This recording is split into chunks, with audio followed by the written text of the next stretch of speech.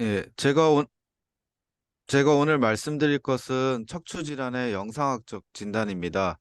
워낙 이제 척추 질환이 다양하고 영상학적 검사도 많기 때문에 많은 부분들을 다 설명드리지는 못할 것 같고, 제가 전공의 선생님들이 꼭 좀 알았으면 좋겠다라는 내용 위주로, 그리고 이제 저희가 회진을 돌거나 무언가 이제 수술을 하거나 할 때 서로 소통이라든지 이런 것들을 하려면 적어도 이 텀이 무엇을 의미하는지, 그리고 영상학적 소견이 어떤지에 대해서 전공의 선생님 최소한의 정보들은 알고 계셔야 될 것 같아서, 여러 질환에 대해서 꼭 좀 알아야 될 것 같다라고 생각되는 내용 위주로 준비를 했습니다. 그래서 먼저 디스크 허니에이션, 룸바 쪽에 대해서 좀 말씀드리고, 그다음 스테노시스, 컴프레션 프랙처랑 인펙션에서 또 영상학적으로 감별해야 될 진단들에 대해서 간단하게 말씀드리고 정리하는 식으로 강의를 진행하겠습니다. 제가 전공의 선생님들께 그 룸바 디스크 허니에이션에 대해서 가장 말씀드리고 싶은 부분은 그 디스크의 노멘클레처입니다. 뭐 MRI를 보시면 디스크가 있다 없다 이런 정도는 다들 이제 보실 수가 있으실 텐데, 그것을 이제 어떻게 표현하고 어 어떻게 이제 기술하는지를 정확하게 알아야 논문에서 여러 가지 수술 방법이라든지 혹은 이제 수술하거나 이렇게 할 때 소통이라든지 혹은 수술을 좀 더 잘 적용할 수 있기 때문에 이 노멘클레처에 대해서 좀 꼭 좀 말씀드리고 싶습니다. 가장 이제 대표적으로 사용하고 있는 것이 2001년도 이제 나스라고 하는 북미 척추외과 학회에서 여러 가지 영상의학회와 이제 합동으로 이러한 그 디스크 노멘클레처를 처음으로 발표를 했고, 2014년에 이제 버전 2가 발표되었습니다. 그래서 저희가 이제 벌징 디스크와 허니에이티드 디스크로 크게 이제 디스크를 분배를 하고요. 그 차이는 벌징 디스크는 그 전체 디스크 지름의 25% 이상이 튀어나오는 그런 디스크를 벌징 디스크라고 이야기를 합니다. 주로 이렇게 튀어나오기는 하지만 그것이 이제 많이 튀어나온 것은 아니고 대략 보통은 3mm 이내로 좀 튀어나온다고 되어 있고요. herniated 디스크라고 이야기를 하는 것은 디스크의 마진, 페리페로부터 약 25% 이내의 공간에서 튀어나오는 것을 herniated 디스크라고 합니다. 그래서 왼쪽에서 보시는 것처럼 circumference 25% 이상 디퓨즈하게 25% 이상 나오는 것을 벌징이라고 하고, 25% 미만으로 되는 공간에서 이렇게 튀어나오는 디스크를 herniated 디스크라고 일단 구분을 합니다. 그다음에 이제 herniated 디스크는 크게 이제 두 가지로 나눠 볼 수 있습니다. 프로트루전과 익스트루전으로 날 수가 있는데, 두 가지의 차이는 이 디스크가 튀어나온 베이스와 디스크가 튀어나간 뎁스와의 그 길이 차이를 보고 프로트루전과 익스트루전을 차이를 구분하게 되는데, 프로트루전 경우에 있어서는 베이스가 뎁스보다 좀 더 넓어서 좀 넓은 공간에서 튀어나오는 것을 프로트루전의 이야기를 하고, 익스트루전은 베이스보다는 뎁스가 좀 더 많이 튀어나와서 베이스보다는 뎁스가 더 큰 것을 익스트루전이라고 이야기를 하고, 이 익스트루전의 서브 타입으로서 어, 튀어나오지만 이게 컨티뉴티가 없는 경우를 저희가 시케스트레이션이라고 정의를 하고 있습니다. 그래서 이 프로트루전, 익스트루전, 시케스트레이션을 어떻게 정의하는지에 에 대해서 좀 잘 알고 계셨으면 좋겠습니다. 그래서 이 그림을 잘 보시면 이렇게 이제 베이스보다는 뎁스가 좀 작은 프로트루전이 있고, 베이스보다는 뎁스가 더 큰 익스트루전이 있고, 그다음에 이제 컨티뉴이티가 소실된 시퀘스트레이션, 이렇게 세 가지 타입으로 헐니에이티드 디스크를 구별한다, 이렇게 알고 계시면 될 것 같습니다. 또 하나의 이제 마이그레이티드 디스크, 마이그레이션 이런 용어를 쓰는데, 이건 이제 컨티뉴이티와 상관없이 익스트루전 사이트로부터 좀 떨어져 있는 디스크를 마이그레이션이라고 이야기를 합니다. 컨티뉴이티는 상관이 없고, 터진 사이트로부터 떨어져 있는 디스크를 마이그레이션 디스크 이렇게 이야기를 하고, 그다음에 이제 컨테인드 디스크, 넌 언컨테인드 디스크 이런 표현도 자주 쓰는데, 컨테인드 디스크는 그 디스크의 포션이 애뉴러스 파이브러서스나 PLL과 같은 거에 의해서 덮여 있는 경우를 컨테인드 타입이라고 이야기를 하고, 이러한 그 애뉴러스 파이브러서스나 포스terior 롱기튜럴 리가먼트 같은 구조에 덮이지 않은 디스크를 uncontained 디스크라고 표현을 합니다. 그래서 이러한 디스크의 터미놀로지를 좀 노멘클레처를 좀 잘 알고 있어야 좋을 것 같습니다. 그 다음에 이제 럼바 스파이널 스테노시스를 말씀드리기에 앞서서 예전부터 이제 중요하다고 여겨지는 디스크의 위치에 따른 너브 컴프레션입니다. 스파이널 너브 루트의 컴프레션이고 이 룸바 스파인의 그 너브 루트의 특징은 약간 이렇게 오블리크하게 좀 이렇게 루트가 주행하기 때문에 디스크가 어느 위치에 나오느냐에 따라서 눌리는 스파이널 러브 루트가 좀 차이가 있게 됩니다. 예를 들자면 L45 파라센터럴인 경우에는 L5 루트가 눌리게 되고 조금 바깥쪽에 L45 디스크가 되면은 이렇게 4 루트가 눌리게 되어서 이 오블리크한 주행으로 인해서 디스크의 위치에 따라서 눌리는 루트가 달라질 수 있다라는 것이 룸바의 특징이고 서비컬은 좀 더 루트가 호라이전틀하게 지나가는 그런 아나토미를 가지고 있기 때문에 디스크가 포라미널과 센트럴에 있어서 눌리는 루트가 같게 된다. 이런 차이가 있습니다. 그래서 룸바 쪽에서는 디스크 위치에 따라서 러브 루트가 컴프레션 되는 것이 차이가 있을 수 있다. 이렇게 좀 알고 계시면 좋을 것 같습니다. 다음으로 이제 룸바 스파이널 스테노시스의 영상학적 진단에 대해서 말씀드리겠습니다. 아직까지 앞서 말씀드린 디스커니에이션과 달리 그 스테노시스는 이런 그 적용할 수 있는 밸리데이션된 클래시피케이션이 아직은 없습니다. 그래서 앞서 말씀드린 그 버전 2.0에서 조금 있으면 버전 3.0이 나올 텐데 거기에는 이제 스테노시스를 포함하자라고 하는 게 있어서 아마 스테노시스도 조금 포함된 개념으로 나올 것 같습니다. 현재 제일 많이 쓰고 있는 그 클래시피케이션은 디스크립티브한 엘리먼트를 이용한 텀으로서 주로 이제 에티올로지 분류, 그 다음에 주로는 이제 로케이션에 따라서 러브 루트가 눌리는 위치에 따라서 센트럴과 라테럴리시스, 포라미널, 익스트라 포라미널 이렇게 위치에 따라서 먼저 분류를 하고 그 위치에 따른 분류에 있어서 시비어리티를 마일드, 모더레이트, 시비어로 이렇게 나누어서 분류하는 디스크리티브 텀을 많이 사용하고 있습니다. 그래서 이제 그 여러 가지 그 스테노시스가 발생하는 이런 그 패스 아나토미를 보시면 정상적인 이전 테칼색이 있고 여기서 이제 너브 루트가 나오게 되는데 이제 뒤에서 좀 말씀드리겠지만 라테럴 리세스라고 하는 구간과 포라멘이라고 하는 구간, 익스트라 포라멘이라고 하는 루트가 지나가면서 눌릴 수 있는 위치가 좀 차이가 있을 수 있기 때문에 거기에 따라서 이제 눌리는 루트의 차이가 있고 병소에 좀 차이가 있을 수 있습니다. 그래서 크게는 이제 센트럴 스테노시스, 라테럴 리세스 스테노시스, 포라미널 스테노시스 이렇게 이제 루트가 눌리는 위치가 좀 차이가 있을 수 있다는 것이 특징적입니다. 또한 이제 사지탈 뷰에서 보더라도 이렇게 디스크가 좁아지고 전방 전이증이 생기게 되면 루트가 이제 포라멘 쪽에서 눌릴 수가 있게 되고 이러한 스폰디로 리세시스 없이도 여러 가지 이제 벌징 디스크라든지 이런 걸로 인해서 센트럴 스테노시스가 발생할 수 있습니다. 그래서 현재 이제 가장 많이 쓰는 스테노시스의 그 영상학적인 분류는 그 위치에 따라서 분류를 하는 것입니다. 그래서 태칼색이 있는 위치를 저희가 센트럴 캐널이라고 하고 세칼색의 라테랄 마진으로부터 그 다음에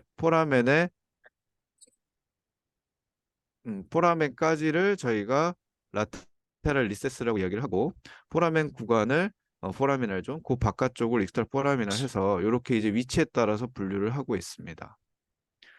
앞서 말씀드린 것처럼 세칼색이 있는 센트럴 캐널과 그다음에 라테랄 리세스를 다른 말로 이게 파셋 조인트 앞쪽이라 서브 알티큘라라고 이야기를 하기도 합니다.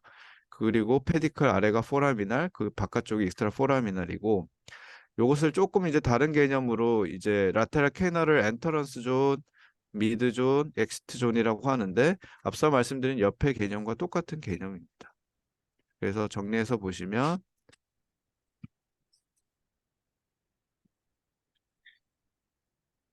네.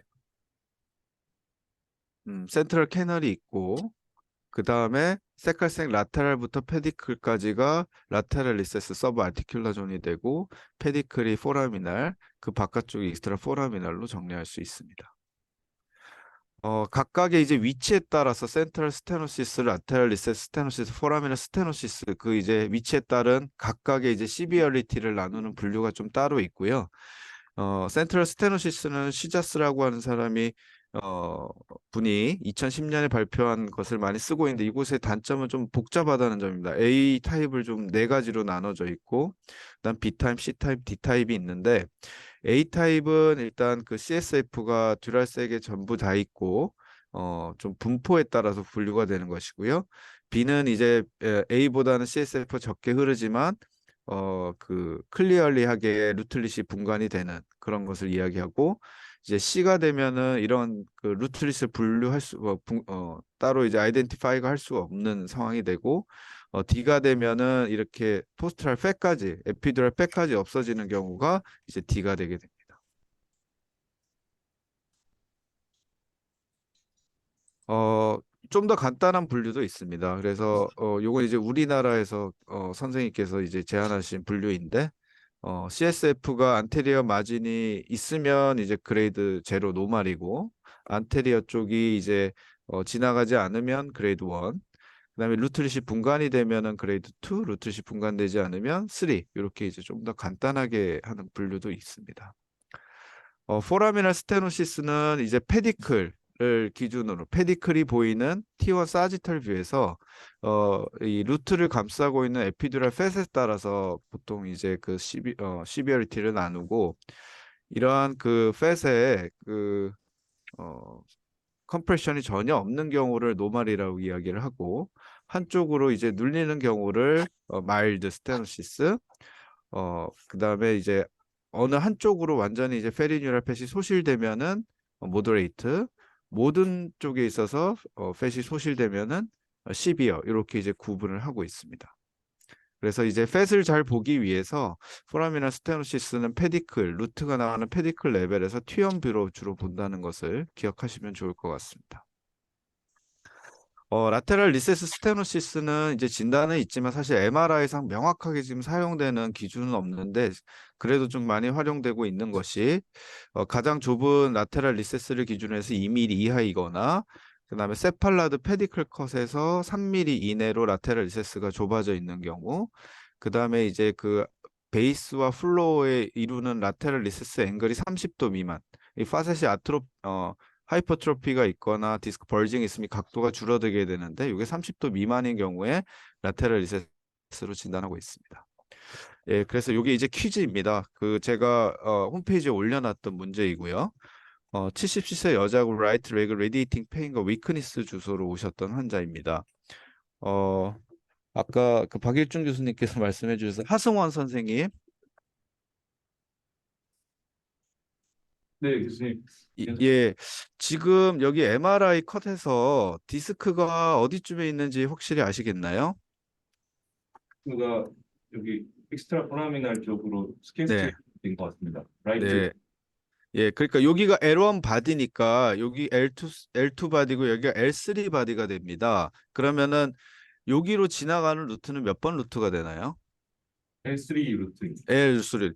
그러니까 룸바는 페디클 아래로 동일한 넘버의 루트가 지나간다 생각하시면 되기 때문에 여기는 L3 루트가 되겠죠. 그리고 위치상으로 보면 페디클보다 좀 바깥쪽에 있는 익스트라 포라미널 위치에 있는 루트의 디스크 허니에이션에 의해서 L3 루트가 눌리는 그런 상황이 되겠습니다. 그래서 익스트라 포라미널 L3 루트가 그 문제 정답이었고 그다음에 이제 위압감을 보이는 근육도 추가적으로 문제를 드렸는데 주로 이제 뭐 키 머슬이 조금 차이가 있을 수는 있겠지만 니 익스텐서가 주로 L3이기 때문에 저희 환자에서도 L3가 좀 됐고 내시경으로 이렇게 수술한 케이스였습니다.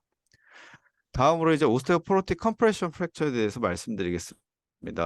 전공의 선생님들께서 이제 엑스레이를 보고 이게 어큐트하게 컴프레션 프랙처가 있는지 이런 것들을 감별하는 것을 사실은 되게 어려워하시는데 그게 정확하지 않는 경우가 많습니다. 논문에 따르면 센시티비티가 0.5이니까 전문가들이 판단하더라도 그걸 찾을 확률이 그렇게 높지 않습니다.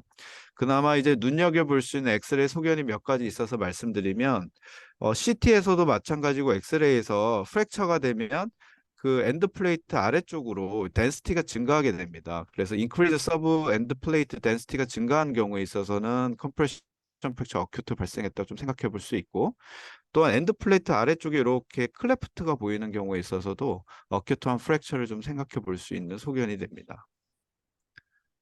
또 하나 제가 또 이 논문에서 얘기하지는 않았지만 말씀드리고 싶은 것이, 이 벌테브라 바디의 콜텍스의 컨티뉴이티라든지 브레이키지를 꼭 잘 보시는 게 좋을 것 같습니다. 특히 안테리어 콜텍스 쪽에 콜텍스 브레이키지가 있는 경우가 꽤 많이 있고, 그다음에 엔드 플레이트에서도 이런 브레이키지가 있을 수 있어서 엑스레이를 보실 때 앞서 말씀드린 뭐 덴시티 증가, 그다음에 클레프트, 그다음에 엔드 플레이트나 알테리어 콜텍스의 브레이키지 이런 것들을 잘 보시면 어큐트 프랙처를 진단하는 데 좀 도움이 되실 수 있을 것 같습니다. 또 하나는 일단 어큐트 프랙처 엑스레이가 아니라 꼭 그 환자들의 피지컬이라든지 히스토리를 꼭 잘 찾아보셔야 되는데, 이 중앙대 교수님께서 발표하신 논문인데, 엑스레이보다 포워드 밴딩에서 슈파인에서 이렇게 포워드 밴딩을 하는 것이 훨씬 더 센시티비가 높다라고 하는 논문을 발표하신 적이 있습니다. 그래서 전공의 선생님들, 환자가 갑자기 누웠다가 일어나려고 하는데 아프다, 몸을 돌리는데 아프다, 이런 포지셔널 체인지와 동반된 양상으로 호소하시면 고령의 환자가 꼭 프랙처를 의심하시고 엑스레이를 조금 더 잘 보시는 게 또 도움이 될 수 있을 것 같습니다.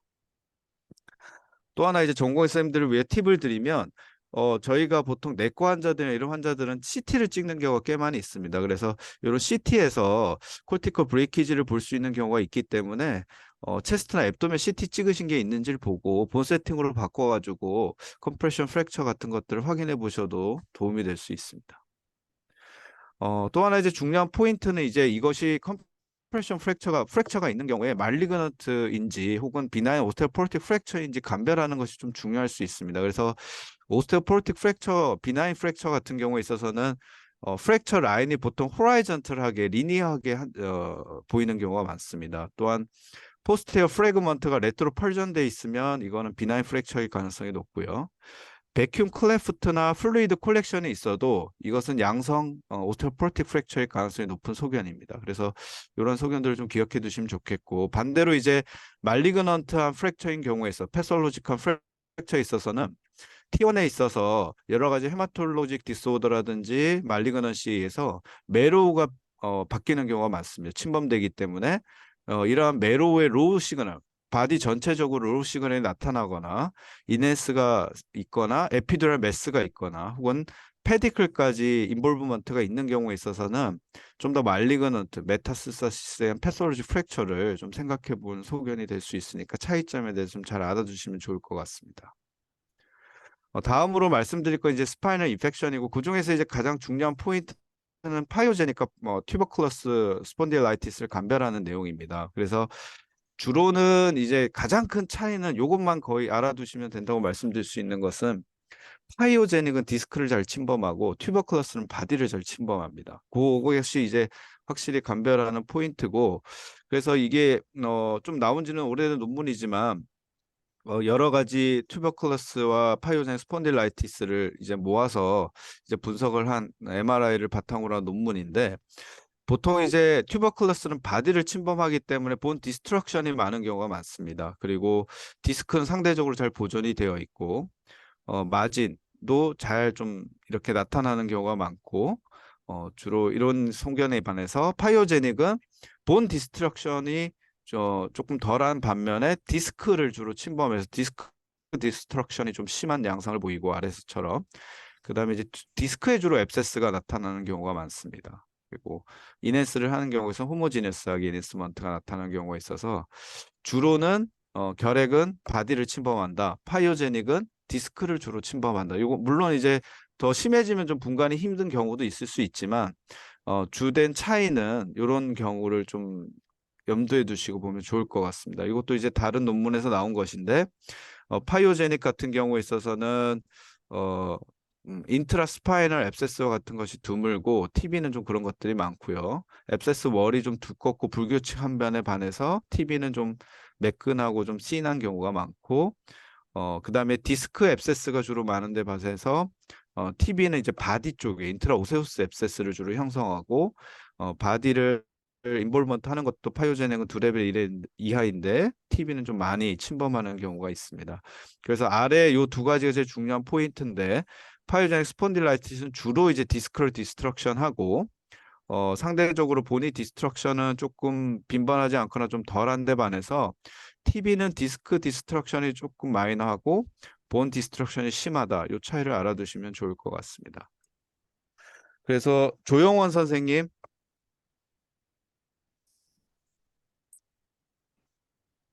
예, 교수님. 예, 혹시 요 정답 MRI 소견 간단하게만 말씀하고 진단을 내려보시면 어떨까요?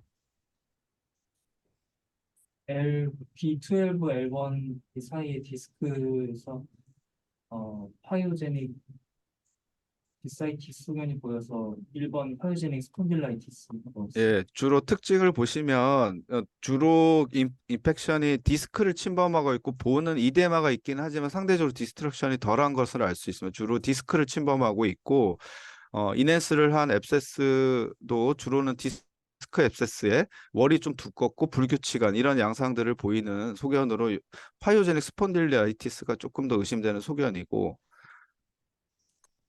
예, 그래서 이렇게 수술을 했고요. 뒤로 이제 수술해서 디스크를 제거하고 이제 본 그라프트를 해서 잘 퓨전이 된 것이고 균은 이제 말씀드린 대로 파이오제닉 스폰딜라이티 동정이 돼서 IV 안티와 피오 안티를 쓰고 나서 환자가 회복됐던 케이스입니다. 예, 정리하겠습니다. 그래서 스파인 이미징은 뭐 여러 것이 굉장히 중요하지만 제가 이제 중요하다고 나름 생각했던 포인트들을 말씀드렸고 디스커네이션은 노멘클레처를 꼭 좀 잘 기억하셔서 좀 소통하는 데 좀 도움이 되었으면 좋겠습니다. 그리고 스테노시스 클래시피케이션 위치에 따른 분류 거기에 따라서 각각의 시비어리티 를 어떻게 평가하는지 그런 정도에 대해서 알고 계셨으면 좋겠고 비나인 프랙처, 말리그넌트 프랙처의 차이점 그리고 엑스레이나 이런 걸 이용한 진단 파이오제닉과 TB 스폰딜라이티스의 가장 특징적인 임상학적 차이 이런 거에 대해서 말씀드렸고 공부를 하는 만큼 보이는 것이 정말 맞는 것 같습니다. 그래서 열심히 좀 공부를 하시면 좋겠고 무엇보다도 이런 영상은 기본적으로 환자의 증상과 코릴레이션 해서 적용하는 것이 중요하기 때문에 환자의 증상을 잘 파악하셔가지고 이미징과 코릴레이션 해서 진단하는 데 도움이 되었으면 좋겠습니다. 예, 경청해 주셔서 감사합니다. 네, 감사합니다. 우리 박형일 교수님 정말 아주 유익한 강의 잘 정리해서 해주신 것 같습니다. 마지막에 말씀하신 대로 아는 만큼 보인다. 막 공부를 많이 하고 많이 알아야지 우리가 그 영상에서 많은 정보를 또 얻을 수 있는 것 같습니다. 우리 전공 선생님들 굉장히 질문 많을 것 같은데 채팅창 이용해서 좀 준비해 주시고요. 어, 지금 우리 스파인 하시는 교수님들 굉장히 많이들 참석해 주셨습니다.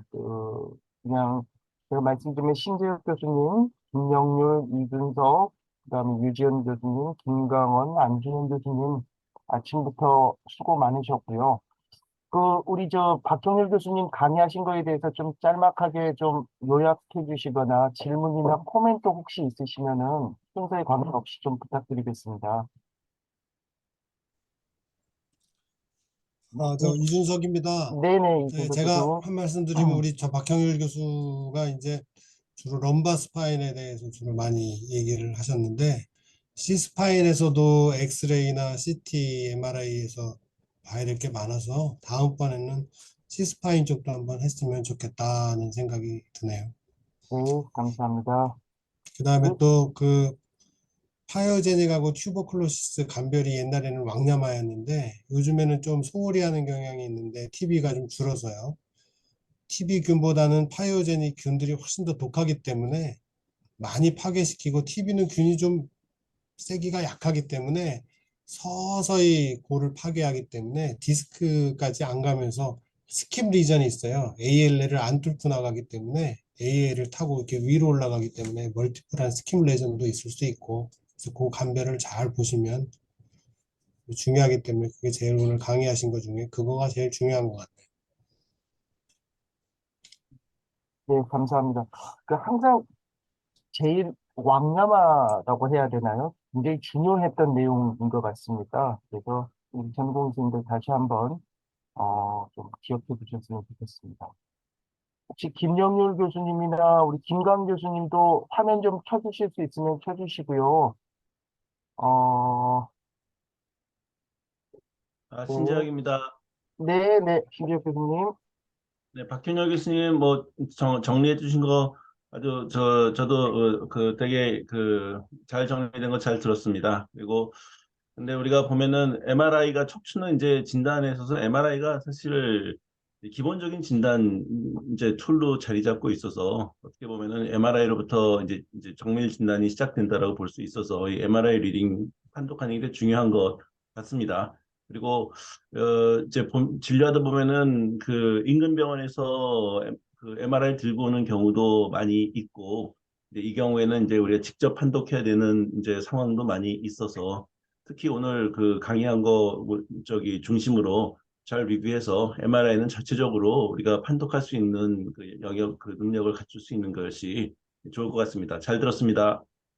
네, 감사합니다. 우리 전공의님 질문 먼저 좀 해결하고 가겠습니다. 부천성모병원 삼림자 김민준 등 허니에이티드 디스크를 프로트루전, 익스트루전 타입으로 나누는데 뎁스하고 베이스를 기준으로 한다라고 설명을 해주셨는데요. 그 뎁스, 베이스가 비슷한 경우에는 어떻게 설명하시는지 궁금합니다.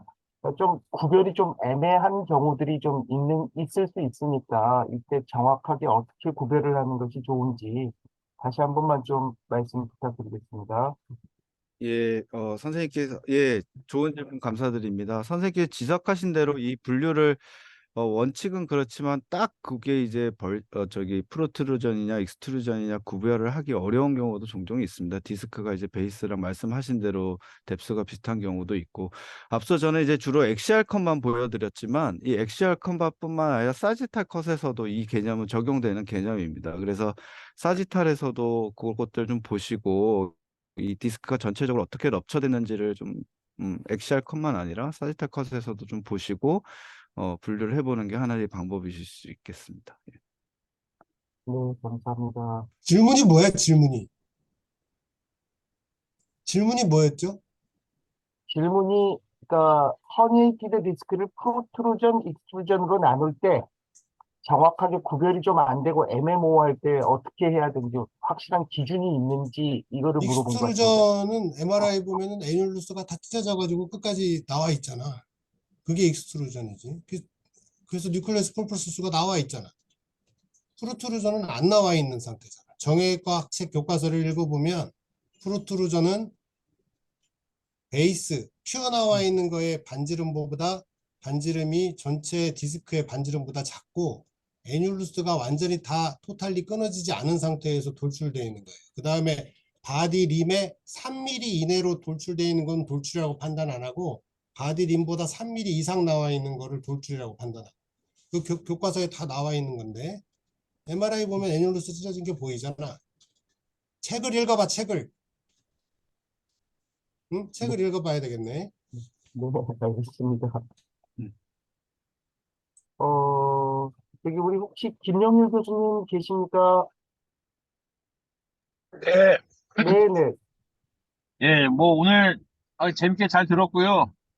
일단 기본적으로 전공의 선생님들이 제일 아리까리하게 생각하는 게 응급실에서 프랙처 P나 오스티오포로틱 컴프레션 프랙처 응급실에서 놓치는 경우가 꽤 있어요.